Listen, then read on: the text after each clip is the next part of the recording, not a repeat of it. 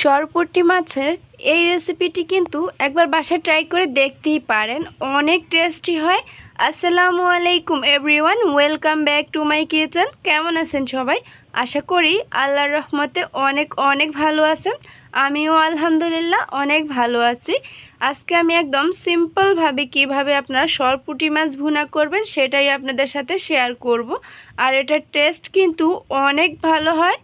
তো ভিডিওটি না টেনে সম্পূর্ণ দেখার অনুরোধ রইল, তাহলে কিন্তু একদম পারফেক্টভাবে রান্নাটি আপনারা করতে পারবেন। তো দেখিয়ে দিচ্ছি কি কি ইনগ্রেডিয়েন্টস লাগছে।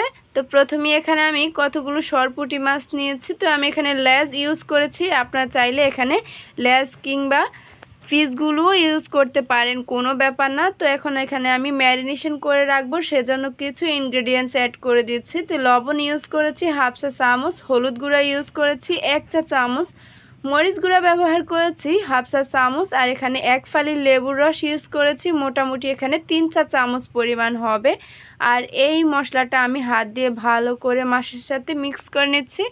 সরপুঁটি মাছের এই আইটেমটি যতবার বাসায় তৈরি করেছি আলহামদুলিল্লাহ প্রশংসা পেয়েছি। দেখতেই পাচ্ছেন ভালো করে মিক্স করা হয়ে গিয়েছে। তো আমি এটা একটা সাইডে রেখে একটা মশলা তৈরি করে নিয়েছি। তো এখানে আমি একটা মাঝারি সাইজের পেঁয়াজ কেটে নিয়েছি কিউব করে, এখানে আদা নিয়েছি 1 ইঞ্চি সাইজের, 3টি শুকনো মরিচ নিয়েছি, আর এখানে আমি হাফ চা চামচ কালো গোলমরিচ নিয়েছি, আর এখানে ধনিয়া নিয়েছি 1 চা চামচ পরিমাণ, আর এখানে আরও ইউজ করেছি সরিষা, সাদা সরিষা নিয়েছি এখানে 1 চা চামচ পরিমাণ। আর এখন আমি এটা একটু ব্লেন্ড করে একটা পেস্ট তৈরি করে নিব। তো আমি একটা ব্লেন্ডার জাগ নিয়েছি, আর এখন সবগুলো উপকরণ দিয়ে আমি এখানে সামান্য পানি দিয়েছি, মোটামুটি এখানে 2 টেবিল চামচ পরিমাণ হবে। এটা ব্লেন্ডার করার সুবিধার্থে দিয়েছি। তো চলে এসেছি কিচেনে, আর এখানে আমি একটা ফ্রাই প্যান নিয়েছি, 1.5 টেবিল চামচ পরিমাণ তেল ইউজ করেছি। আর এখন আমি মাছটা যে ম্যারিনেশন করে রেখেছিলাম সেটা আমি ভেজে নিচ্ছি। একটু লালচে করেই ভাজতে হবে, যেহেতু এই মাছটা একটু নরম থাকে, একটু সাবধানতার সাথে এটা ভেজে নিতে হবে। মোটামুটি আমি এখানে 3 থেকে 4 মিনিট সময় ধরে এটা আমি ভেজে নিয়েছি। আর এখন আমি চুলা থেকে নামিয়ে নিয়েছি। একই কড়াইতে আমি আরও কিছুটা তেল অ্যাড করে দিয়েছি, মোটামুটি এখানে 1.5 টেবিল চামচ পরিমাণ হবে। এখানে আমি বড় সাইজের একটা পেঁয়াজ কুচি করে দিয়েছি। এখন একটু এই পেঁয়াজটা নরম করে ভেজে নিচ্ছি, একদম কালার করতে হবে না, একটু নরম করে ভেজে নিয়ে এখন কিছু পেস্ট মশলা ইউজ করতেছি। তো এখানে আমি রসুনের পেস্ট ইউজ করেছি 1.5 চা চামচ, জিরার গুঁড়া ইউজ করেছি 1 চা চামচ, আর এখানে আমি যে একটা পেস্ট তৈরি করে রেখেছিলাম সে মশলাটা এখানে আমি দিয়ে দিয়েছি। আর এটা আমি 2 থেকে 2.5 মিনিটের মতো ভালো করে ভেজে নিচ্ছি।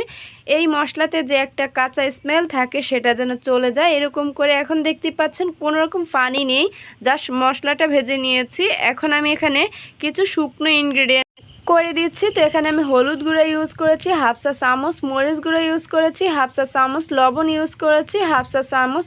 আগেও কিন্তু আমি এই ইনগ্রেডিয়েন্টসগুলো অ্যাড করেছি, অবশ্যই কিন্তু এটা মাথায় রাখবেন, খেয়াল করে কিন্তু অবশ্যই এগুলো অ্যাড করতে হবে। অবশ্যই আপনার টেস্ট অনুযায়ী এগুলো অ্যাড করে নেবেন। তো এখন আমি ওই মিক্সারটা ধুয়ে সামান্য কিছুটা পানি অ্যাড করে দিয়েছি জাস্ট মশলাটা ফুটানোর জন্য। তো 1.5 থেকে 2 মিনিটের মতো জাল করার পর এখন দেখতেই পাচ্ছেন এই মশলাটা ভালোভাবে ফুটে একটা গ্রেভি তৈরি হয়ে গিয়েছে, আর তেলটাও উপরে উঠে এসেছে। এখন আমি অ্যাড করে দিচ্ছি আমি ভেজে রেখেছিলাম যে মাছগুলো, সেগুলো আমি এখন এই মশলাতে অ্যাড করে দিচ্ছি। অবশ্যই কিন্তু মাছগুলো ভেজে নেওয়ার আগে আপনার 10 মিনিটের মতো ম্যারিনেশন করে রাখবেন, তাহলে একটা ভালো টেস্ট আসবে।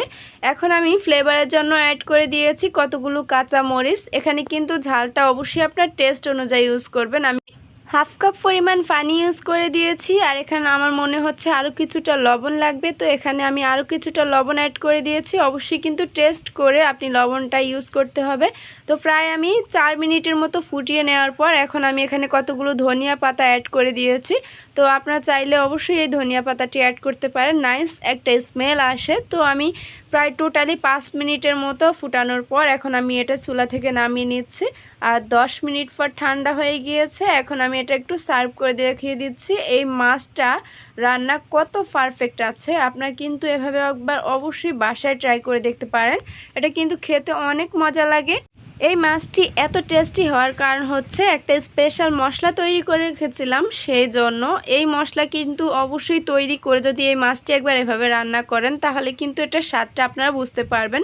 তো ভিডিওটি ভালো লেগে থাকলে অবশ্যই চ্যানেলটি সাবস্ক্রাইব করার অনুরোধ রইল, আর লাইক কমেন্ট শেয়ার করতে ভুলবেন না। কে কোথা থেকে দেখছেন অবশ্যই কমেন্ট করে জানাবেন। তো আজকের মতো এখানেই বিদায় নিচ্ছি। আল্লাহ হাফেজ।